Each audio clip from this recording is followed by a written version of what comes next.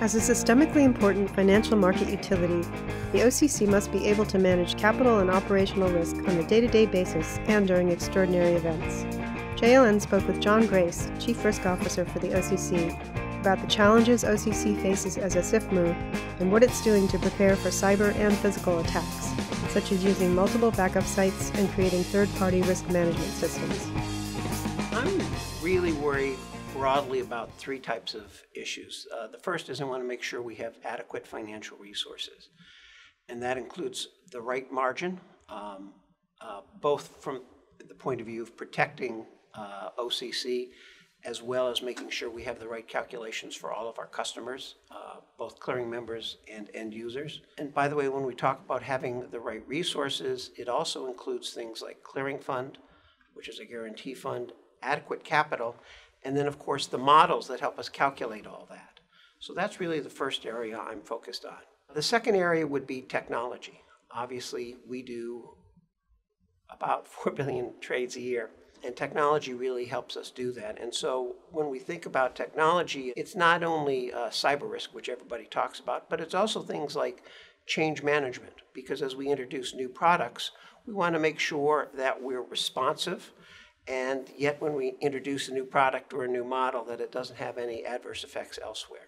The third area is obviously operational risk. I talked about the size of what we do every year. That's a lot of transactions. We do it and do it well. And even during busy days like we've had recently, we've been able to do it smoothly.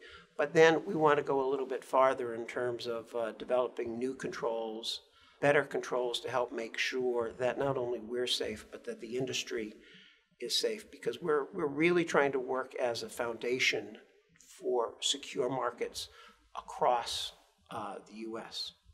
There are differences in terms of the response. If you're talking about a natural disaster, you immediately think about not only protecting the data and the functionality, you think about the human resources as well. If it's a terrorist attack, it's a different response, because then you have to be aware that there might be an attack on your second site, and are you prepared for that? One of the things we're having discussions about is the two sites we have are, we can quickly move from one to the other. Do we need a third site, also geographically isolated?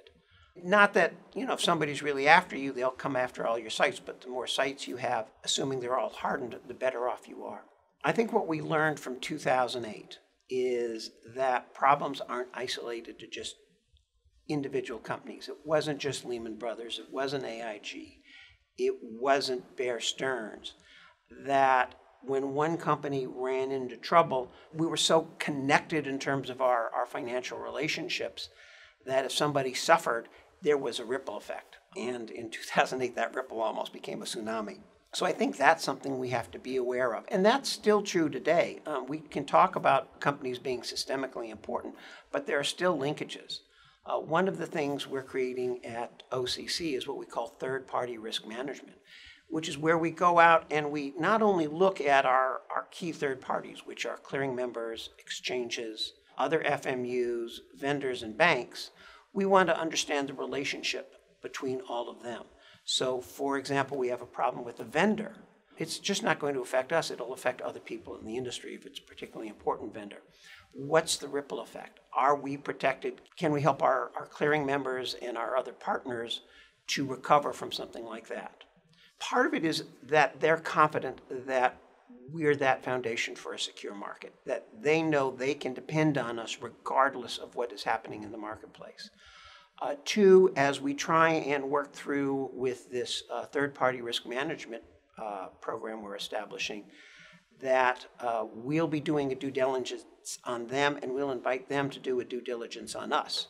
So we will be exchanging best practices. If we see a particular weakness in one of our clearing members, we'll point that out and possibly share with them some possible remediation actions.